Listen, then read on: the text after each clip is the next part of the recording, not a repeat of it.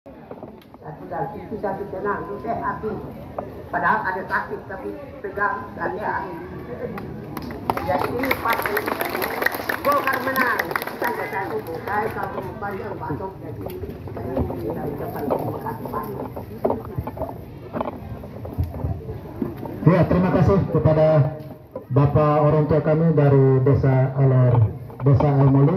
Selanjutnya kami akan persilakan kepada Bapak Sulaiman Singh untuk memberikan satu arahan terkait dengan kampanye atau kegiatan kita hari ini.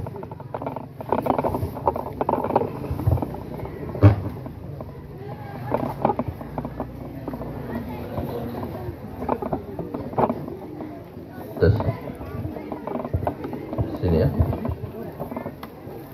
Baik. Assalamualaikum warahmatullahi wabarakatuh. Salam sejahtera untuk kita semua. Sebagai insan yang bertuhan, tetap rasa syukur selalu kita panjatkan kehadiratnya, karena seluruh nikmat yang kita masih nikmati sampai dengan detik ini. Ucapan syukur itulah yang bisa kita ucapkan sebagai rasa terima kasih terhadap apa yang kita nikmati. Yang terhormat, saya punya bayi, Bapak Ibu, Bapak Arba juga ada duduk di sini. Dia tokoh-tokoh dari Aimuli, tokoh pemuda, tokoh perempuan, tokoh rohaniawan, tokoh adat, seluruh hadirin undangan yang sudi menghadiri, memenuhi undangan untuk menghadiri rapat atau kampanye terbatas Partai Golkar yang disampaikan oleh saya sendiri sebagai calon anggota DPRD Kabupaten Alor dari Partai Golkar di Dapil 5 pada urutan yang pertama, urutan 1. Bapak Ibu semuanya, kampanye ini adalah persyaratan yang merupakan persyaratan yang disampaikan dengan peraturan KPU untuk setiap partai melaksanakan. Dalam kampanye itu terbatas itu bagaimana setiap calegnya menyampaikan visi misi partainya dan visi misi daripada yang bersangkutan sendiri. Tujuan daripada menyampaikan visi dan misi partai dan pribadinya, karena ini penting untuk diketahui pemilih, karena pemilihan umum itu adalah pelaksanaan untuk orang ikut serta menyampaikan hak pilihnya. Akibat daripada hak pilih itu ditanggung resikonya 5 tahun ke depan. Dia memilih benar, maka dia akan sukses 5 tahun ke depan. Tetapi dia salah memilih, maka dia juga tanggung risiko kegagalan 5 tahun ke depan. Sehingga penting kampanye itu dilakukan dengan menyampaikan visi misi dan peraturan melarang kita untuk melakukan kampanye hitam. Kampanye hitam itu kita datang hanya untuk mau menang saja, mau mengharapkan suara orang saja. Kita harus menjelek-jelekan orang, itu tidak boleh. Dalam aturan KPU tidak boleh. Di samping tidak boleh juga, itu pun nanti membuat orang akan menilai pribadi kita. Karena kalau kita kerjanya hanya menjelekan atau mencampur orang, itu nanti orang akan menilai betapa rendahnya orang ini. Kalau dia sudah jadi pemimpin, bagaimana kalau umpamanya kita percayakan dia jadi pemimpin? Berikut itu nanti semua orang jadi jelek, dia sendiri yang baik. Akhirnya dia punya langkah itu salah benar, jadi benar saja. Dia lupa bahwa pemilu itu adalah aspirasi. Orang punya aspirasi, ditampung. Jadi kalau dalam sebelum calon itu mendengarkan aspirasi, menyampaikan visi misinya. Tetapi dia begitu menjadi anggota DPRD, yang dilakukannya adalah mendengarkan aspirasi, membentuk sebuah kebijakan, program dan kegiatan untuk kembali memenuhi orang yang memilih dia. Kalau kampanye begini, sampaikan saja visi misinya. Tetapi setelah nanti terpilih dan menjadi anggota DPRD, maka yang jadi adalah bagaimana dengan kemampuan, pengetahuan, dan keilmuan yang dia miliki, dia bisa berhadapan dengan birokrat yang juga hebat dan mumpuni untuk bisa memformulasikan aspirasi yang dia dapatkan itu menjadi sebuah kebutuhan, sebuah program dan kegiatan untuk memenuhi kebutuhan daripada masyarakat yang memilihnya.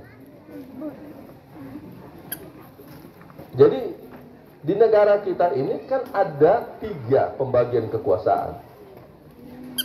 Pertama, pembagian kekuasaan pertama adalah legislatif. Legislatif itu adalah Dewan Perwakilan Rakyat Daerah, Dewan Perwakilan Rakyat dari provinsi, DPR, Dewan Perwakilan Rakyat yang ada di Jakarta yang namanya DPR RI.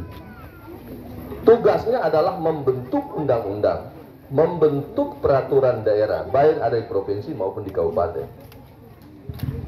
Jadi ingat, fungsi daripada seorang anggota DPR itu ada 3. Pertama adalah legislasi. Legislasi itu adalah membuat peraturan daerah. Ya. Yang kedua adalah dia punya fungsi budget, fungsi anggaran. Bagaimana dia membicarakan dokumen yang telah disiapkan oleh pemerintah daerah untuk disampaikan di DPR, untuk dibahas dan ditetapkan. Jadi dengar kalimatnya, yang menyusun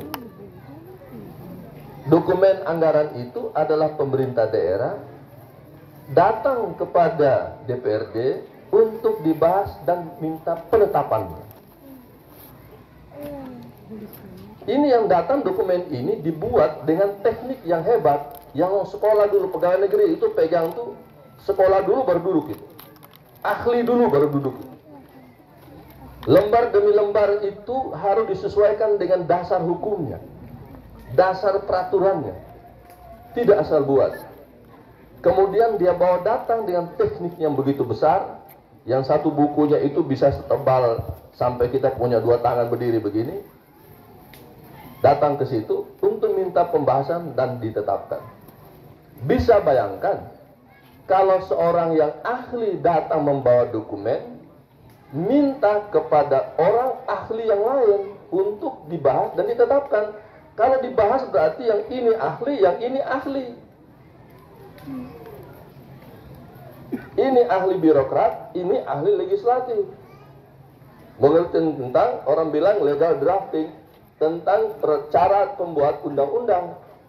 Bagaimana isi daripada peraturan itu dibahas bersama antara orang birokrat dengan legislatif, dengan DPRD.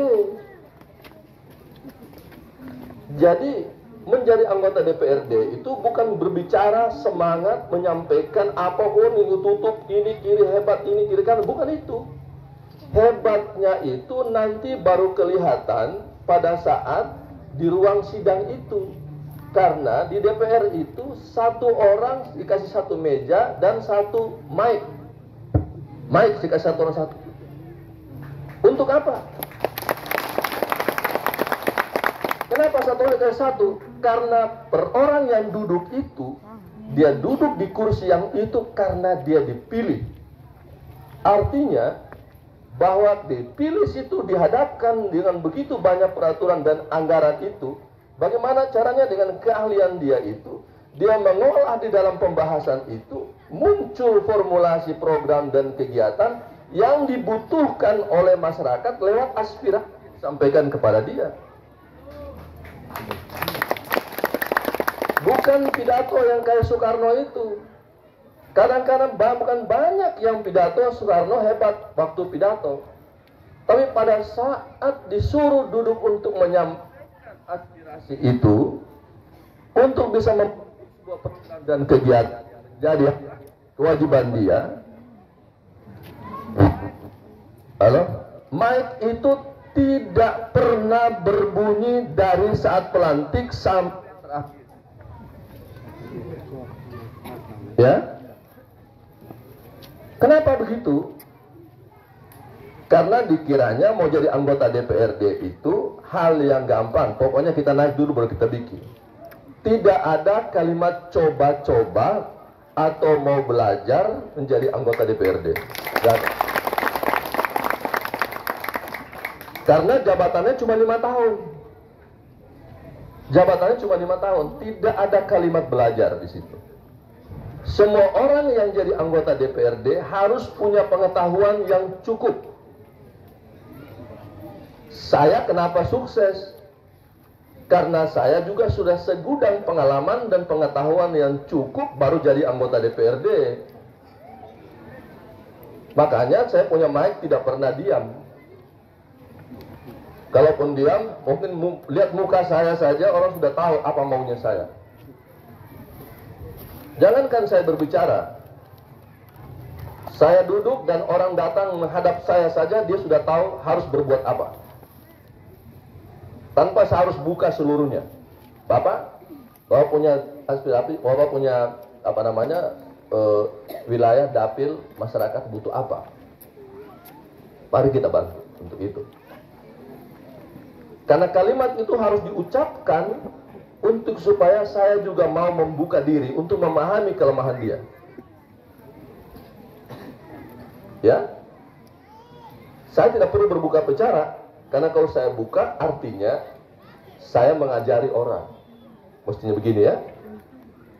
Nah, sebelum saya bicara yang lain, itu fungsi yang ketiga itu fungsi pengawasan. Saya bicara yang satu ini fungsi anggaran dulu. Karena ini yang membuat banyak anggota DPRD itu gagal. Karena ini intinya. Bagaimana kamu memilih orang, kemudian dia tidak paham sama sekali tentang bagaimana memformulasikan aspirasi menjadi sebuah kegiatan program dan kegiatan. Tidak peduli latar belakangnya apa. Banyak juga orang yang punya latar belakang birokrat tidak paham ini anggaran. Ya, sekali lagi saya ulangi. Banyak orang juga punya latar belakang birokrat tidak paham ini anggaran. Saya 15 tahun jadi anggota DPRD. Ya. Boleh tanya mereka kalau berhadapan dengan saya seperti apa. Ya, saya ini guru yang baik. Saya tidak mau melecehkan orang. Hadapan dengan saya bagaimana? Begini caranya. Supaya you kerja bagus, masyarakat harus terpenuhi.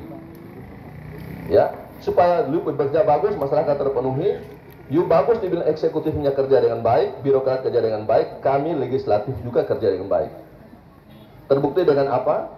Masyarakat harus mendapatkan apa yang menjadi kebutuhannya. Makanya waktu itu saya pakai cara kenapa sampai dengan saat sekarang itu saya sukses sampai 3 kali.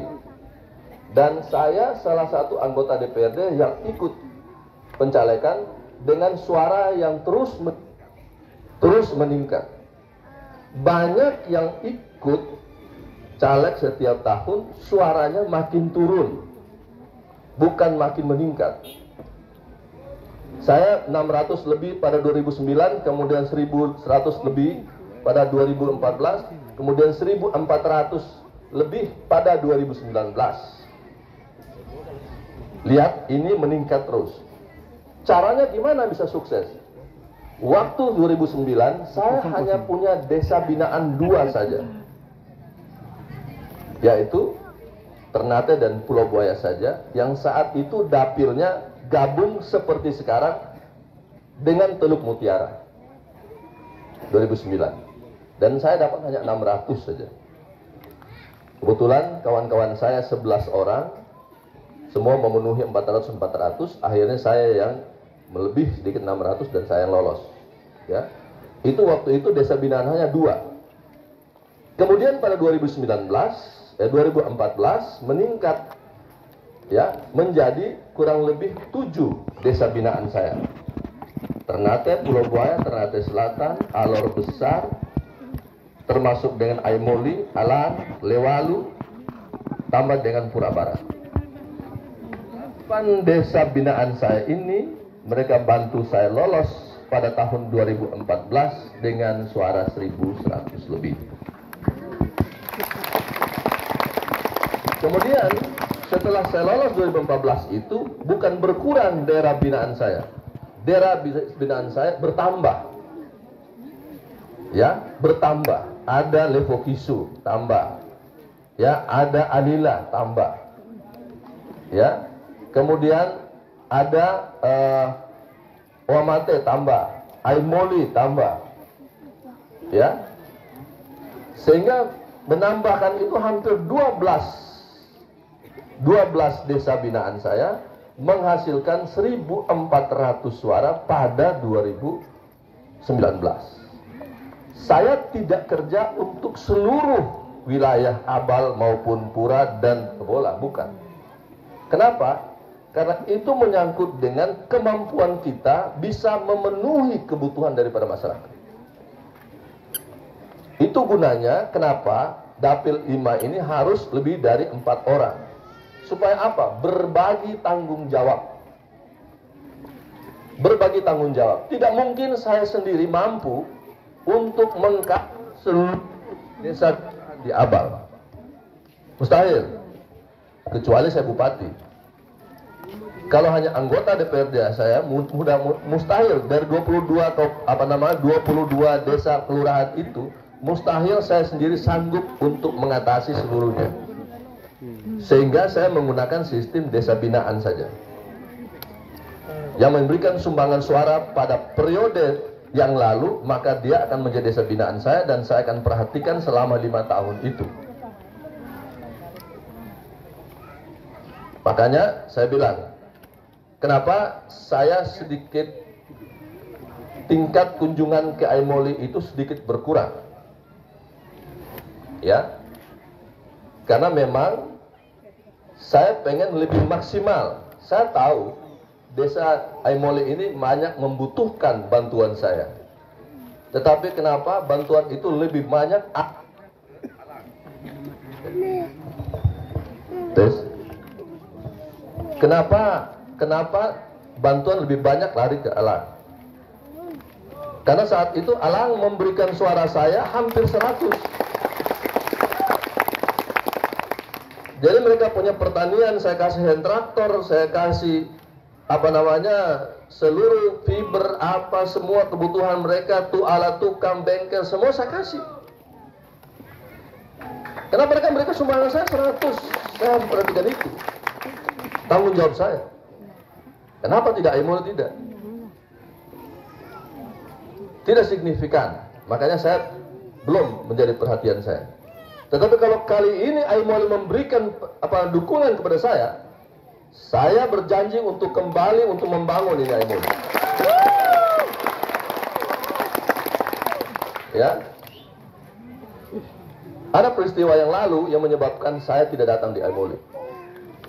Kenapa? Karena ada orang yang menggunakan isu pecah belah untuk mengadu domba antara Aimoli dan Alang. Makanya saya tidak mau masuk. Karena saya tahu ini daerah kekerabatan, kekeluargaan. Kita boleh menjadi anggota DPRD, kita boleh jadi bupati, tetapi tidak boleh dengan isu pecah belah. Tidak boleh isu dengan mengadu domba orang. Kenapa? Menjadi anggota DPRD itu tugasnya adalah mensejahterakan masyarakat, bukan membuat masyarakat itu berdarah-darah. Salah. Kalau mau jadi anggota DPRD, sendiri yang harus berkeringat, sendiri yang harus berdarah-darah, tapi masyarakat itu diangkat untuk lebih baik. Gitu. Itu saya lakukan. Makanya saya datang. Saya kembali lagi ke Aimoli ini. Ya, saya kembali lagi ke Aimoli ini. Saya tunjukkan bahwa saya berikan kesempatan kalau Aimoli memberikan dukungan yang cukup memadai untuk saya, maka saya akan kembali dengan kekuatan prima untuk membangun ini Aimoli. Itu saya janji saya seperti itu. Kenapa? Karena saya pasti lolos dalam tahun ini di tanggal 14 Februari. Ya, kenapa? Karena begitu. Karena saya bilang tadi, saya punya konsep desa binaan. Desa-desa binaan saya itu punya suara yang signifikan untuk bisa membantu saya untuk lolos tanggal 14 nanti. Saya sudah kerja hampir 15 tahun. Kali ini bagaimana? Kali ini di samping lolos sebagai anggota DPRD Kabupaten, tetapi saya juga sudah diputuskan oleh partai untuk apa? Untuk ikut di dalam proses pilkada nantinya. Calon bupati. Ya. Sudah ada SK. Kalau yang lain ngomong mau maju bupati, itu tidak ada dasarnya. Partainya belum memutuskan apa-apa. Tetapi kalau saya yang berdiri di hadapan Bapak Ibu semuanya, saya sudah memegang surat keputusan ditunjuk untuk maju jadi calon Bupati Alor di 2024. Jadi Bapak kalau ikut dengan Bapak Ibu kalau ikut dengan saya, ini kita jalan panjang. Saya jadi anggota DPRD yang kemungkinan jadi Bupati 2024. Saya satu orang kalau mau bertanding, saya pastikan saya menang sebelum bertanding. Saya, sekali lagi, saya orangnya kalau mau berkompetisi, saya pastikan saya menang sebelum bertanding. Demikian halnya nanti kalau umpamanya jadi saya maju pilkada, maka saya juga bisa pastikan bahwa saya juga menang sebelum bertanding dan saya Bupati 2024. Kenapa itu? Karena saya punya persiapan jauh lebih baik dari yang lain.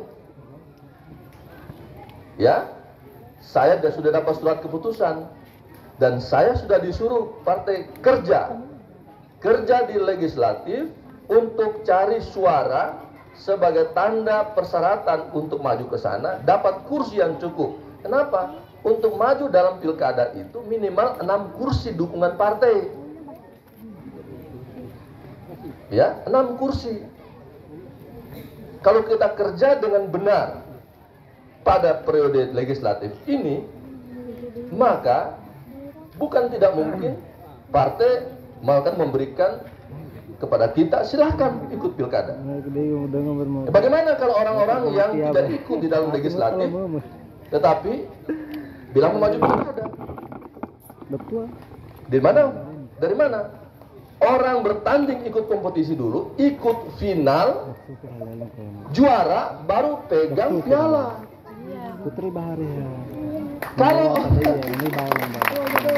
Kalau orang tidak ikut bertanding, apalagi tidak masuk final, apalagi tidak juara, kok bilang saya yang akan pegang itu piala? Salah, keliru.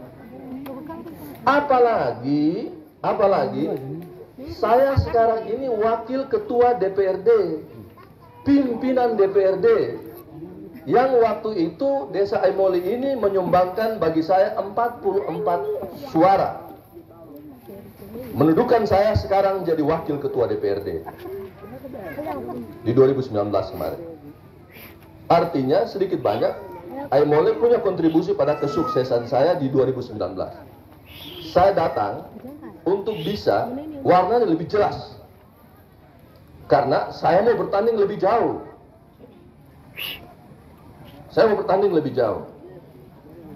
Habis legislatif ini, yang pilkada itu kemungkinan bisa diselenggarakan, dimajukan November tadinya, bisa dimajukan menjadi September. Artinya kalau pilkada itu 10 bulan menjelang pilkada itu, prosesnya sudah jalan. Makanya di Golkar itu diantisipasi, dilakukan suatu keputusan semuanya, Yang maju legislatif, yang maju pilkada, ini suratnya, silakan ambil, lakukan perjuangan. Berjuang di legislatif, karena legislatif itulah bagaimana kita memenangkan pertarungan dan memenuhi syarat untuk bisa ikut di dalam pilkada. Jadi kalau mau jadi pemain nasional, ya ikut dulu kompetisi lokal, kabupaten, provinsi, baru kita ikut pertandingan berikutnya.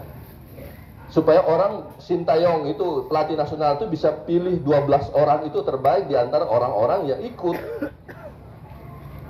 Kalau tidak pernah ikut kompetisi, tidak punya klub juga, kok mau ikut bagaimana? Mau dipilih apanya? Ditanya itu orang bisa bermain, pintar dia main bola, klubnya di mana? Nggak punya klub, ya nggak bisa. Karena yang dipilih orang di antara 12 orang itu adalah orang yang terpilih di antara orang-orang hebat yang punya klub. Artinya punya partai. Karena maju dalam pilkada itu dukungan partai. Ini ditanya maju pilkada maju. Partai mana yang dukung? Nah, kita jalan-jalan dulu. Jalan-jalan dulu bagaimana?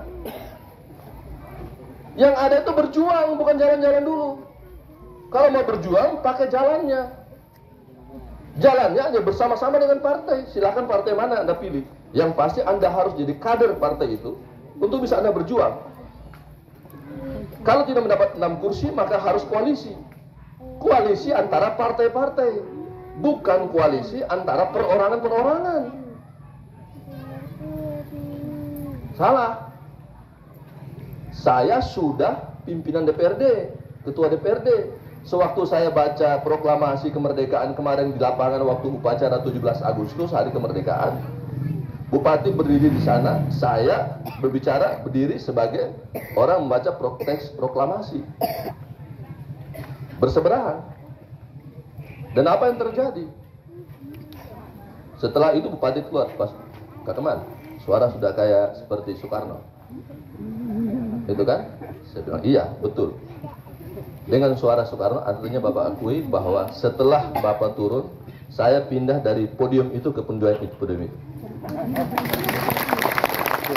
Dan orang tidak boleh ada keraguan untuk mengucapkan sesuatu kalau punya kemampuan.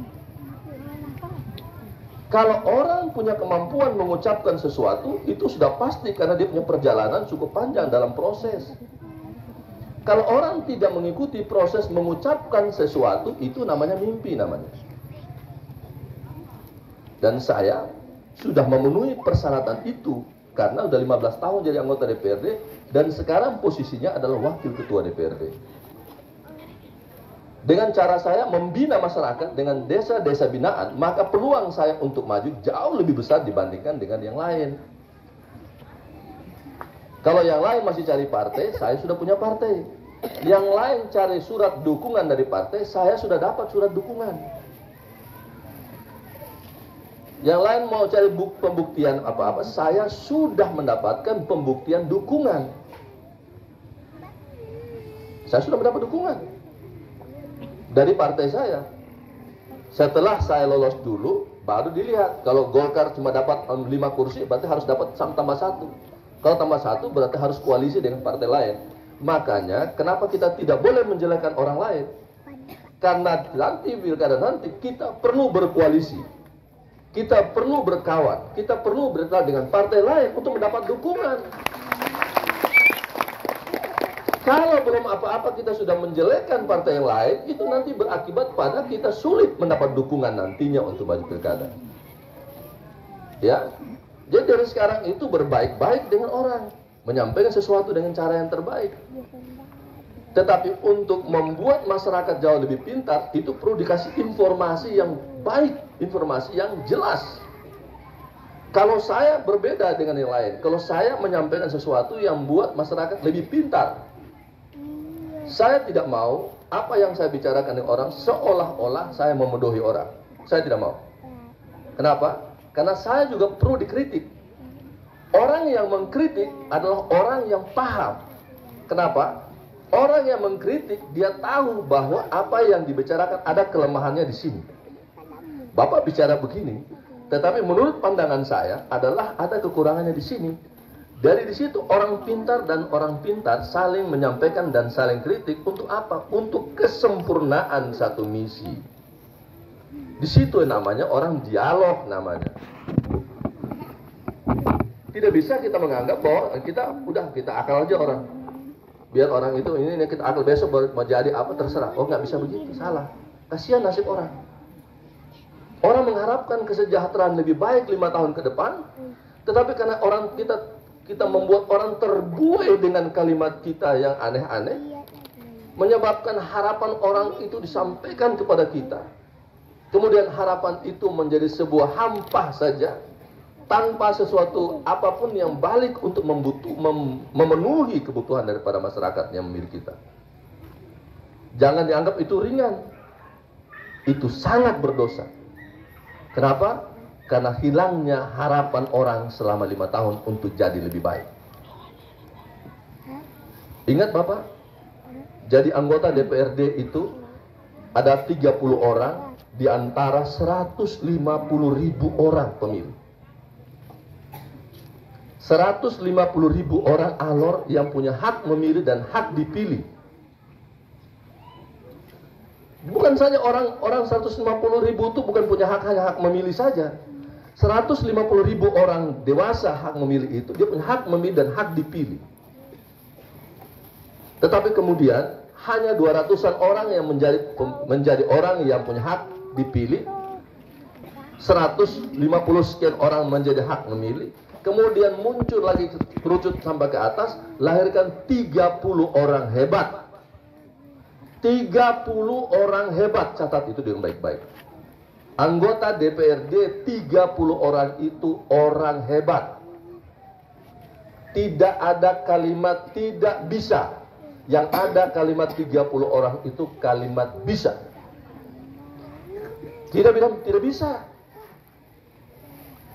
Pak, kami ini petani.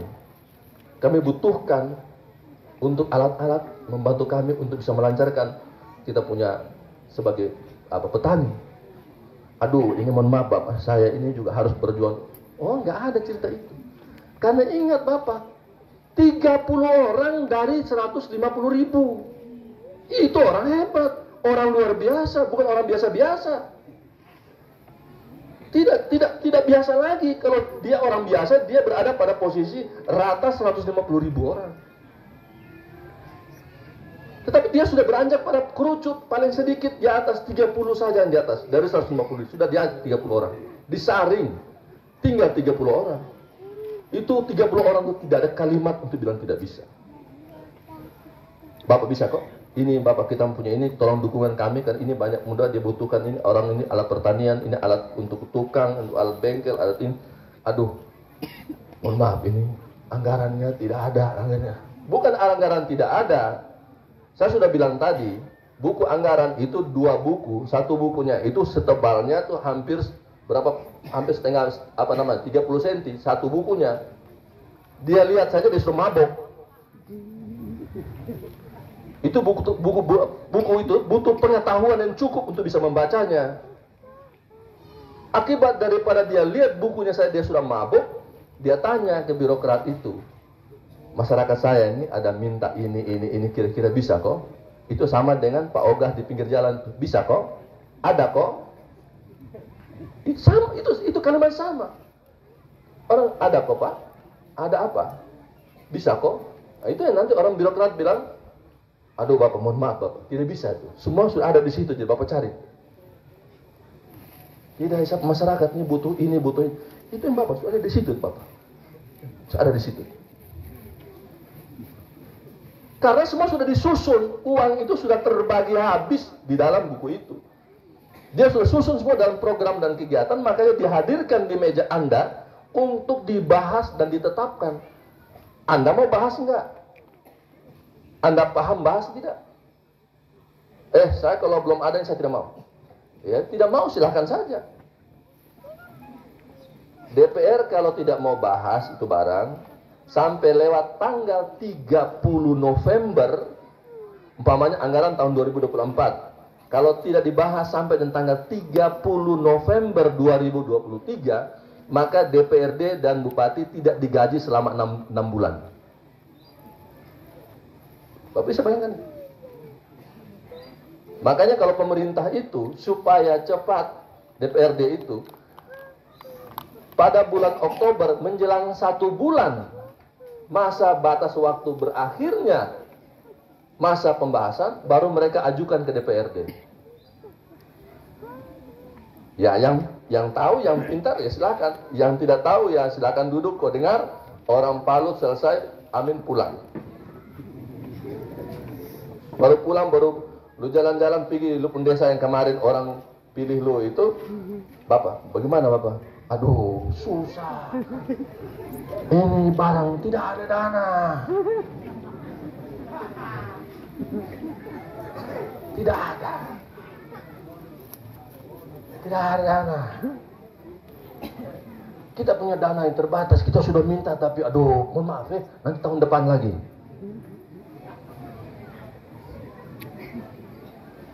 Saya omong begini supaya Bapak Dorang punya pilihan yang tepat. Jangan salah. Risiko gigit jari selama 5 tahun itu, ini faktornya. Ini faktornya. Jangan karena ngomong hebat-hebat.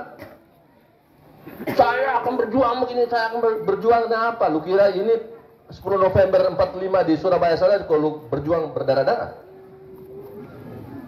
Lu ngomong hebat-hebat, giliran orang kasih buku itu duduk bodoh, suara tidak keluar. Akibatnya orang yang pilih kamu itu besok pagi kamu cuma jawab, mohon maaf, pergi rumah assalamualaikum, lu tidak ada. Bapak tidur, Bapak pergi, Bapak kesini, gitu loh. Kenapa? Tidak ketemu lah. Kalau ketemu Bapak mau ngomong apa? Aduh Bapak ya, kita ini nelayan baru. Sudah ada ini mungkin tidak bisa nih Bapak. Aduh ini yang saya juga berjuang tapi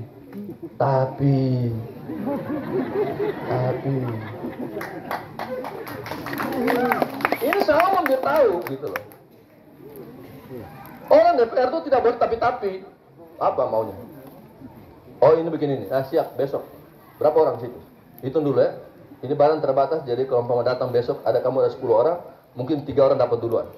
Kamu sendiri di situ kamu musyawarah kok. Di antara 10 itu siapa yang duluan? Itu. Pada besok datang 3 duluan. Jangan tidak pernah dikasih tahu. Kemudian datang 3 dari 10 yang datang, terus 3 bilang, dia kasih hanya 3 orang itu saja. Dia itu suka hanya 3 orang itu saja. Biar ke besok 3 orang itu yang pilih dia. Kenapa? Karena tidak dijelaskan dengan baik ini. Bahwa ini harus tahapan. Harus tahapan. Dia juga saking tidak mau belajarnya dan saking enaknya dapat gaji enak gitu ya. Bapak DPR ini enak Bapak. Makanya semua orang ini mau jadi DPR. Dia punya persoalan utang di mana-mana, pengen jadi DPR supaya dapat gaji bayar utang-utangnya. Ini bukan tempatnya pelunasan utang. Jadi anggota DPRD itu bukan bank. Kalau mau lunasi itu lamar jadi pegawai bank. Kok DPR tidak bisa? DPR itu tempat bagaimana caranya membentuk aspirasi yang dimasukkan itu menjadi program dan kegiatan yang kembali lagi kepada masyarakat. Bukan itu. Datang hitung jari. Kamu berapa nelayan? Oh, kami ada 10. Ya. Besok saya turunkan 100. Pakai uang siapa? Tahu uang taruh di mana? Kapan baru jadi, kapan baru bahas. Itu namanya pembodohan. Namanya pembodohan. Tidak boleh. Kasihan orang. Dari 30 mic yang dibagi, 30 meja yang dikasih itu tidak banyak. Paling 2-3 yang menyala. Pak, bisa. Kenapa? Karena berbicara di dalam ruang DPRD itu harus punya pengetahuan, punya argumentasi, tahu dasarnya pembicaraan. Ya toh? Kalau angkat tangan, Pak, saya mau tanya dulu Bapak. Itu yang di sana itu Bapak dorang yang bangun kok. Lu anggota DPR kok tanya lagi itu lu yang bangun. Itu program pemerintah itu bahas di lup meja itu. Kalau tanya lagi, bilang itu siapa yang bangun ya? Itu bagaimana lagi? Itu bangun pasti biaya negara. Biaya negara itu orang bahas grup meja itu. Kenapa lu tidak tahu? Ya? Jadi sekali lagi saya kasih tahu. Jadi anggota DPRD bukan pelarian dari permasalahan pribadi kita. Sekali lagi saya kasih tahu. Ya? Jadi anggota DPRD bukan pelarian dari persoalan pribadi kita. Jadi DPRD itu pekerjaan mulia, hadir di DPRD itu adalah orang-orang terpilih, hadir di DPR itu adalah orang-orang luar biasa dan orang-orang hebat. Tidak ada kalimat tidak bisa dia harus bilang bisa, baru bisa jadi anggota DPRD. Kalau dia bilang tidak, saya naik baru saya belajar. Lu mau belajar nggak pergi ambil S1, S2 di sana. Bukan tempatnya belajar DPRD. Tidak ada. Saya juga dari 2009 saya tidak belajar. Kenapa? Karena saya 5 tahun jadi direktur keuangan. Saya 5 tahun jadi perusahaan besar, direktur saya. Bukan duduk-duduk aja di anggota DPRD. Bukan saya jalan-jalan tapeliok baru jadi anggota DPRD. Tidak ada itu. Saya sudah punya pengetahuan, makanya saya disegani. Kenapa? Orang disegani kalau punya pengetahuan. Orang disegani kalau tahu segalanya. Kalau tidak tahu sesuatunya, nampak pembicara hebat, tapi begitu jadi bahan tertawaan orang. Bahan makian orang. Ya. Ini saya kasih tahu biar bapak ibunya pintar tahu gitu. Ini kampanye ini bukan daerah untuk pembodohan. Tapi bagaimana kita mengajak masyarakat untuk bisa mengerti tentang visi dan tata cara kerja daripada DPRD itu. Yang kemudian masyarakat itu menjadi pintar dia menjadi partner daripada anggota DPRD itu. Partner, mitra. Ingat ya Bapak, Aimole ini kita butuhkan 1, 2, 3, 4. Ingat ya Bapak. Jadi anggota DPRD itu datang ke sini, ingat, butuhan 1, 2, 3, 4, 5. Ingat Bapak catat. Kalau jadi, setelah jadi, ya kan, datang kembali. Bapak dong, ini, yang 1, 2, 3, 4 ini, saya sudah usahakan dapat ini. Bapak, bikin sumur bor itu, kalau kita mau sumur bor itu saja, satu sumur bor itu minimal kita harus dapat dana 150 juta. Itu. Ya. Kita mau dapat 5 saja mesin laut itu Yanmar itu, kita butuhkan 200 juta. Ya, butuh 200 juta. Kita butuh alat tukang yang lengkap supaya semuanya pakai elektrik, pakai listrik itu, dapat semuanya itu kita butuhkan kurang lebih sekitar 100 juta. Bapak doang minta fiber itu tergantung ukurannya. Ya. Kalau dengan 200 juta, yang 3.300 liter itu mungkin kita dapat sekitar 30. Tapi kalau mau kurangi sedikit volumenya sekitar yang 1.300, kita bisa dapat sampai 70 lebih. Begitu, itu kita tahu dulu. Nah, sudah tahu, ini minta apa? Minta fiber. Berapa orang di sana? Oh, ini rumahnya ada kurang lebih ada 100. Oh, ini begitu berarti kita mesti minta dia punya ukurannya kasih kecil sedikit supaya jumlahnya lebih banyak. Ya. Karena 100, kalau kita kasih yang ukurannya lebih besar, maka kita kerja lama. Tapi kalau ukurannya kita kasih sedikit lebih kecil, kita kasih tentu sekali jalan 100 kita kasih 50, besok 50 lagi selesai. Karena kita kerjain cuma 5 tahun. Kalau 5 tahun kamu kasih 2-3, yang butuhkan 100 kamu kasih 2-3, kapan baru beres? Ya kan? Ini tidak bisa apa? Harus beres dulu baru bisa. Jadi tidak gampang. Duduk, kita mulai bahas. Ya, untuk belanja ini berapa? Belanja barang jasa, barang modal ini, bagian istilah banyak Bapak. Belum lagi sumber pendanaan lagi. Ya kan? Orang birokrat itu pintar. Bapak tahu ini ada dana sini, ini bagaimana Bapak? Ini bisa? Oh, Bapak tidak bisa. Ini DAK. DAK itu dana alokasi khusus. Dana alokasi khusus itu program dari pemerintah pusat, dari kementerian. Datang di sini kita nggak bisa ganggu gugat, tinggal jalan saja. Yang bisa kita ganggu itu hanya DAU saya, dana alokasi umum saja. Itu terdiri dari kita punya PAD-nya, pendapat asli daerah kita. Itu yang bisa kita ganggu untuk bisa kita urusi ini. Ya, kita punya APBD sekarang itu 1 triliun lebih. 1,1 triliun.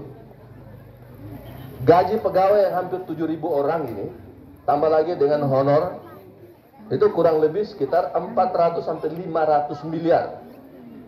Satu bulannya itu kurang lebih sekitar 12 miliar lebih. 15 miliar lebih itu tuh untuk gaji saja. Jadi setengah itu sudah gaji pergi. Ya. Setengah dari 500 berikutnya itu sudah program dari pemerintah pusat. Ya, datang jalan raya, bikin kita punya program air bersih yang mas PAM dan lain-lain itu pemerintah pusat bikin. Ya, nanti kita punya yang 250 lagi itu yang kita mulai bikin kalau permintaan mana sumur bor mana tukang mana, nelayan minta ini, petani minta ini, yang mama-mama dorang yang jualan itu kekurangan modal yang tersangkut dengan lintah darat di orang itu, ya. Lintah darat itu karena akibat daripada kurang pendampingan pemerintah. Saya tahu itu. Karena semua pinjam ke bank, kemudian pembeliannya kurang, akhirnya orang kekurangan modal, tidak bisa bayar ke bank, cari lagi pinjaman lain, tidak bisa lagi cari lagi pinjaman lain, tidak bisa lagi cari pinjaman lain. Ini ada masalahnya. Masalahnya apa? Daya beli kita kurang. Pegawai negeri kita itu rata-rata sudah jadi pegawai bank. Catat omongan saya. Pegawai negeri itu baru pertama jadi pegawai negeri 80%. Ya. Baru 80% sudah kredit motor. Sudah kredit motor ikatannya 5 tahun. Gaji baru 2 juta lebih sudah beli motor yang sebulannya bisa 1.200.000. Tinggal 700 ya. Belum sampai 5 tahun sudah kenal nona. Minta kawin. Untuk biaya pesta kredit lagi tambah 50 juta. Tapi dia sudah 100%. Akhirnya gajinya 3 juta lebih. Dia harus bayar ikatan 10 tahun, sehingga dia harus bayar kurang lebih 2 juta lebih. Terima gaji tetap 500-700. Ya, 10 tahun belum selesai, istri bilang, kita juga beli tanah bikin rumah, apa tidak? Masa kita tinggal dengan mama terus begini, dan bagaimana? Ya, tanpa istri, dia tidak terbuka dengan istri, kasih tahu dia gaji berapa. Tapi dia tinggal telepon orang bank, kakak. Kira-kira saya bisa tambah kredit sedikit lagi kok? Bisa kakak. Bisa. Jadi saya penggaji tinggal berapa kakak? Kakak penggaji ini 1 juta lebih. Kalau kakak tambah lagi ini kakak, kita bisa tambah 500 lagi. Jadi kakak terima 500. Bisa kok? Itu juga baik. Karena istri sudah desak untuk beli tanah ini. Tambah 500 lagi itu. Tidak tinggal tetap 500.000. Ini saya cerita kenapa sulit mama dorang jualan itu. Ya. Ini dia hukum ekonomi, saya kasih tahu memang. Supaya mama don juga pintar tahu gitu. Bapak don juga pintar tahu. Ya. Nah, ini akibatnya maka mama dorang jualan di pasar itu tidak laku. Karena tidak ada yang beli. Kalau nelayan dorang ini, dorang tidak akan pergi beli ikan mama di pasar, karena mereka juga pergi pancing sendiri, naik makan sendiri. Yang ambil besar-besar itu, dan Ternate, Pulau Buaya, dorang ambil banyak-banyak itu mama pergi jual di pasar itu. Tapi itu juga mama ambil juga dengan cara berutang, ambil dulu, jual dulu, penghasilan ada dulu, baru mama dorang pergi bayar. Kalau laku di sana, kalau tidak laku di sana, utang lagi di sini, utang lagi di bank, utang lagi di rasi. Nah, kuncinya di mana? Kuncinya adalah pegawai negeri punya gaji yang setiap bulannya ada 15 miliar lebih itu. 14 miliar lebih itu kembali ke bank lagi. Yang kurang lebih tidak sampai 1 miliar itu yang turun ke masyarakat, yang dia terima dalam bentuk gaji tinggal 500 ribu. Ini saya ngomong biar mau tahu. Ini bukan rahasia ini. Ini akibat kita ekonomi susah. Ya. Jadi itu yang menjadi pokok persoalan. Jadi saya kritik bank-bank itu. Bank-bank yang ada itu bank-bank kentut. Hanya taunya ngakali pegawai negeri. Boleh baca, bapak-bapak dan pegawai negeri yang sudah pensiun saja masih menanggung utang. Belum selesai itu. Ya. Ini saya kasih tahu memang. Akibat daripada bawa ke rumah cuma 500 ribu, mama, ini 500 ribu mama beli kopi gula. Aduh, kemarin ambil rokok di warung juga belum bayar tuh bapak. Mama, mau pikir tahu kok kita utang berapa? Itu 200 tuh. Bilang kok kita kasih 50 dulu kok. 50 nanti bulan depan toh. 50 dong depan, itu yang 2 hari lagi, tambah lagi 1 lagi. Ini persoalan mendasar kita. Saya bicara ini, saya buka supaya kita sendiri menertawakan diri, kemudian bagaimana kita memperbaikinya. Makanya yang harus disentuh sekarang adalah orang-orang yang bukan pegawai negeri. Nelayan dia, ya kan? Dia tukang dia. Dengan cara bagaimana? Kita masukkan program sesuatu di dalam kampung. Mungkin jalan setapak kah? Tapi dengan catatan.